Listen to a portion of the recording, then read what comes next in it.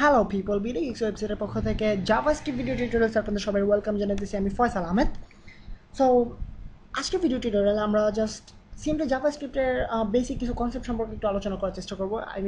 Just জাভাস্ক্রিপ্টের নিয়ে coding অথবা programming শুরু করার আগে জাস্ট বেসিক কিছু কনসেপ্ট সম্পর্কে অথবা কিছু এগুলোকে আপনাদের এক্সট্রা অথবা আজের ইনফরমেশন মনে হতে পারে, বাট এই জিনিসগুলো পরবর্তীতে আপনাদের কাজে লাগবে আশা করি। অ্যান্ড সম্ভবত আরও কিছু ইম্পর্টেন্ট ব্যাপার নিয়ে আজকে কথা বলতে পারবো আমি, যদি টাইম থাকে। সো শুরু করা যাক আমাদের জাভাস্ক্রিপ্ট টিউটোরিয়াল। এবং আজকে টিউটোরিয়াল আমরা দেখতে যাচ্ছি, আমরা কোডটা আমরা আগের কোডটা আমরা আপনাদেরকে দেখিয়েছি আমি। সেটা হচ্ছে জাস্ট ডকুমেন্ট রাইট। সো এটা অ্যাকচুয়ালি একটা কমান্ড বলা যেতে পারে, আমাদের জাভাস্ক্রিপ্টের কমান্ড বলা যেতে পারে। সো জাভাস্ক্রিপ্টে বিভিন্ন ধরনের কমান্ড দেওয়া যেতে পারে। ভ্যারিয়াস টাইপের কমান্ড আছে। ডকুমেন্ট রাইটই যে হতে হবে সব কিছু এরকম নয়। আমরা স্লাইডার তৈরি করতে পারি, আমরা বিভিন্ন ফাংশন তৈরি করতে পারি, ভ্যারিয়েবল তৈরি করতে পারি। সো জাস্ট সিম্পল কম্পিউটার প্রোগ্রামিংয়ের মতো আমাদের অনেক কিছু এখানে আমরা অ্যাপ্লাই করতে পারি। সো আপনারা যারা অলরেডি C++ অথবা PHP এই টাইপের প্রোগ্রামিং ল্যাঙ্গুয়েজগুলো আপনারা শিখেছেন, সো অথবা জাভা শিখেছেন, তাদের জন্য বলতেছি যে এই জিনিসগুলো হয়তো আপনাদের ওই কনসেপ্টগুলো এখানে কাজে লাগবে, বাট একটু ডিফারেন্ট ওয়েতে কাজে লাগাতে হবে এবং একটু ডিফারেন্ট ওয়েতে থিঙ্ক করতে হবে, কারণ এটা একটা ওয়েব ডেভেলপিং। এবং আপনারা যারা কম্পিউটার প্রোগ্রামিং শিখেছেন তাদের জন্য একটুখানি টাফ হয়ে যাবে সম্ভবত, বাট আমি চেষ্টা করবো যতক্ষণ সহজে সম্ভব আপনাদের কাছে এক্সপ্লেন করা ঠিক ততক্ষণ সহজে এক্সপ্লেন করতে। অ্যান্ড আরেকটা জিনিস, সেটা হচ্ছে জাভা এবং জাভাস্ক্রিপ্ট আপনারা কখনোই এক ভাববেন না। সো জাভাস্ক্রিপ্ট অ্যাকচুয়ালি পুরো ডিফারেন্ট একটা ল্যাঙ্গুয়েজ এবং জাভা পুরোপুরি ডিফারেন্ট একটা ল্যাঙ্গুয়েজ। জাভা আর জাভাস্ক্রিপ্ট পুরোপুরি ডিফারেন্ট একটা জিনিস। তো আপনারা যদি ভেবে দেখেন জাভা আর জাভাস্ক্রিপ্ট এক, সো সেক্ষেত্রে আপনারা ভাবতে পারেন ফান আর ফিউনারাল এই দুটো কথা একই জিনিস। কেননা আপনারা দেখতে পাচ্ছেন এখানে জাভা এবং জাভা দুটো একই সাথে আছে, আবার ফান এবং ফিউনারালের দুটো ক্ষেত্রেই ফান আছে। সো এনিওয়েজ, সো যদিও আপনাদের কাছে একই মনে হতে পারে অনেকের কাছে, এই যে ধারণাটা আমার আগে ছিল যে জাভা জাভাস্ক্রিপ্ট হয়তো বা একই জিনিস, সেটা আমি কখনো ভাবিনি। আর আমি ভেবেছিলাম যে জাভা হয়তো বা জাভাস্ক্রিপ্ট হয়তো বা জাভার একটা মডিফাইড ভার্সন, অথবা জাভা হয়তো বা জাভাস্ক্রিপ্টের একটা মডিফাইড ভার্সন, অথবা একটু ডিফারেন্ট বাট কাজটা একই, এই টাইপের ভাবতাম। বাট অ্যাকচুয়ালি জিনিসটা পুরোপুরি ভুল একটা আইডিয়া। জাভাস্ক্রিপ্ট পুরোপুরি ডিফারেন্ট এবং জাভা পুরোপুরি ডিফারেন্ট একটা জিনিস। সো অ্যাকচুয়ালি আপনারা যদি জাভার কমান্ডগুলো এখানে ইউজ করতে চান সেক্ষেত্রে অবশ্যই কাজ করবে না। সো সেই জন্য আমি বলে নিচ্ছি যে কমান্ডগুলো যে সবসময় ডকুমেন্ট রাইট হতে হবে তাই না, আবার আপনারা জাভার কমান্ডগুলো এখানে ইউজ করতে পারবেন তাই না। সো অ্যাকচুয়ালি কমান্ডস হচ্ছে ব্যাপারটা এরকম যে আমরা বলে দেবো যে এটাকে কী করতে হবে, অর্থাৎ ডকুমেন্ট রাইট মানে আমরা এই ভিতরে লেখাটাকে লিখতে হবে স্ক্রিনে। সো এটা হচ্ছে আমাদের কমান্ড। সো আমরা আরেকটা কমান্ড দিই, একই কমান্ড আমরা আরেকটা তৈরি করি। দেন ধরা যাক এখানে আমরা অন্য একটা লেখা লিখি। সাপোজ আমরা লিখতে যাচ্ছি ব্রাউজারটা মজিলা। সো আমি যে এই ব্রাউজারটা ইউজ করছি সেটা হচ্ছে মজিলা। যদি এটা আমি কোনো প্রোগ্রাম ইউজ করে বের করিনি, জাস্ট আমি এটা আপনাদেরকে স্ক্রিনে প্রিন্ট আউট দেখাবো যে ব্রাউজারটা হচ্ছে মজিলা। সো আমি যদি এটাকে পেজটাকে সেভ করি অ্যান্ড পেজটাকে যদি রান করি আমার ব্রাউজারে, আপনারা দেখতে পাচ্ছেন একসাথে চলে আসছে লেখা দুটো, যে একটার পর একটা। এবং আপনারা নিশ্চয়ই বুঝতে পারতেছেন যে একটার পর আরেকটা চলে আসছে, এটা আমাদেরকে দূর করতে হবে। এবং আপনারা লাইন ব্রেক ইউজ করা শিখেছেন অলরেডি, যাই হোক এই সম্পর্কে আপনাদের পরে আইডিয়া দেওয়া হবে। সো অ্যাকচুয়ালি আমরা দেখতে পাচ্ছি যেটা আমাদের বেসিক দরকার সেটা হচ্ছে আমরা দুটো আলাদা আলাদা লাইন তৈরি করেছি এবং দুটো আলাদা আলাদা লেখা নিয়ে আসছি স্ক্রিনে। সো এই লেখাগুলো আনতে হলে বেসিক্যালি আমাদেরকে ডকুমেন্ট রাইটে কমান্ডটা ইউজ করতে হয় স্ক্রিনে আমাদের প্রোগ্রামের কোডিংয়ে। সো এখন ধরা যাক আমরা আমাদের 100 লাইনের একটা অথবা 200 লাইনের একটা জাভাস্ক্রিপ্ট আছে, সেক্ষেত্রে আমরা হয়তো বা কোনো একটা ওয়ার্কারের সাথে কাজ করতেছি, অথবা আমাদের ফ্রেন্ডদের সাথে আমরা কোনো একটা ওয়েবসাইট তৈরি করতেছি। সেক্ষেত্রে ধরা যাক আপনি একটা সেকশন নিয়েছেন এবং সে আপনার ফ্রেন্ড একটা সেকশন নিয়েছে, আপনার অন্য একটা ফ্রেন্ড একটা সেকশন নিয়েছে।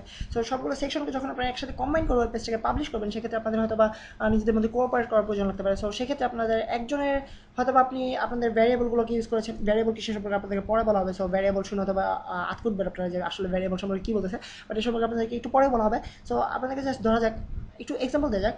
ধরা যাক আপনারা একটা ভ্যারিয়েবল তৈরি করেছেন এক্স নামে, সো এবং অথবা আপনারা একটা ভ্যারিয়েবল তৈরি করেছেন বিস্কুট নামে। সো হয়তো আপনার ফ্রেন্ড এটা বুঝতে পারবেন যে বিস্কুট এর মাধ্যমে আপনি আসলে কোন ভ্যারিয়েবলটাকে বলতে যাচ্ছেন। সো সেক্ষেত্রে অর্গানাইজেশন একটা প্রবলেম হয়ে যাবে। সো আপনারা এক্ষেত্রে আপনারা একটা কাজ করতে পারেন, সেটা হচ্ছে কমেন্ট দিয়ে দেওয়া। অর্থাৎ আমাদের লাইন অফ কোডের পাশে আমরা কমেন্ট লিখতে পারি, অথবা আমাদের কোনো একটা ফাংশনের পাশে আমরা কমেন্ট লিখতে পারি, অথবা আমাদের ভ্যারিয়েবলের পাশে আমরা একটা কমেন্ট লিখতে পারি। সো কমেন্ট জিনিস হচ্ছে এমন একটা জিনিস যেটা আমাদের ব্রাউজার ইউজ করে না, অর্থাৎ আমাদের কোডে আমরা লিখে রাখবো, বাট আমাদের ব্রাউজার জিনিসটা ইউজ করবে না। আই মিন আপনাদেরকে দেখালে সবচেয়ে ভালো হবে। সো কমেন্ট লেখার ক্ষেত্রে আমাদেরকে যেটা করতে হয় সেটা হচ্ছে জাস্ট সিম্পলি স্ল্যাশ ইউজ করতে হয়, দুটো স্ল্যাশ।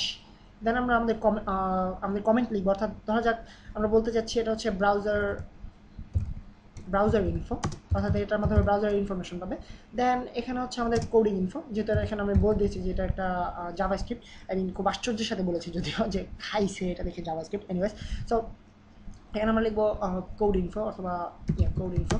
সো আমরা যখন এই প্রোগ্রামটা রান করবো আপনারা দেখতে পাবেন যে জাস্ট সিম্পলি আমি রিফ্রেশ করতেছি পেজটাকে, আপনারা দেখতে পাচ্ছেন যে রিফ্রেশ হচ্ছে এবং ভালো করে দেখানো যাবে আপনাদেরকে। পেজটা রিফ্রেশ হচ্ছে বাট লেখাটা চেঞ্জ হচ্ছে না এবং একই লেখা আসছে, যদিও আমি এখানে আমার প্রোগ্রামে আমি দেখতে পাচ্ছি যে এখানে লেখা আছে code info, browser info, but এই লেখাগুলো আমি স্ক্রিনে দেখতে পাচ্ছি না।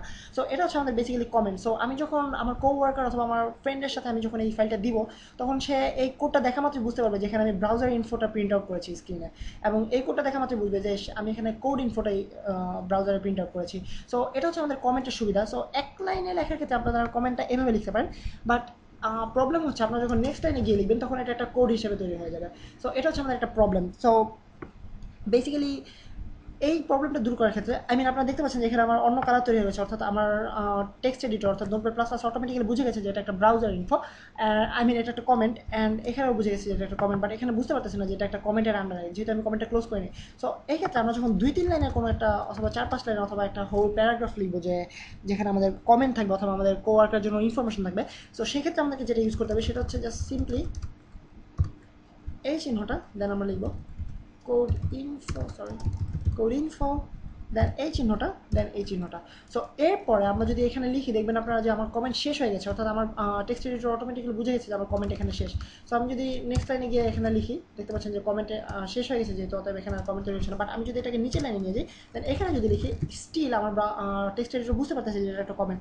সো এই পুরোটা একটা কমেন্ট হিসাবে সেইভাবে আমি যদি এটাকে রিলোড করি আপনারা দেখতে পাবেন ঠিক আগের মতো এটা কমেন্ট হিসেবে কাজ করতেছে। সো আমরা দুই ধরনের স্টাইলে আমরা কমেন্টগুলো আমরা কমেন্টগুলো লিখতে পারি। সো একটা হচ্ছে আমাদের স্ল্যাশ ইউজ করে, ডাবল স্ল্যাশ, এবং একটা হচ্ছে আমাদের স্ল্যাশ এবং স্টার মার্ক ইউজ করে।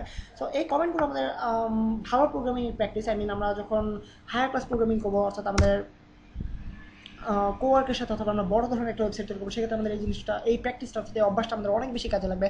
সো আশা করি আপনারা এই জিনিসটা প্র্যাকটিস করবেন। এবং আজকে আপনাদের সাথে ভ্যারিয়েবল নিয়ে কথা বলার ইচ্ছে ছিল, বাট যেহেতু অলরেডি অনেক লম্বা হয়ে গেছে ভিডিওটা এবং একটা আজেরা জিনিসটি আপনাদের অনেকখানি টাইম নষ্ট করে আপনাদের মনে হচ্ছে, বাট পরবর্তীতে আপনারা যখন কোনো কোম্পানিতে অথবা আপনারা নিজেদের জন্য খুব বড় ধরনের ওয়েবসাইট বানাবেন এবং অনেক লাখ লাখ মিলিয়ন ডলার কামাবেন, তখন নিশ্চয়ই আপনারা বুঝতে পারবেন যে এই জিনিসটা আসলে অনেকখানি ইম্পর্টেন্ট একটা ব্যাপার। এবং তখন আমাকে থ্যাঙ্কস জানাতে ভুলবেন না। এবং আপাতত বিডি ওয়েবসাইট থেকে আমি সাইন অফ করতেছি ফয়সাল আহমেদ।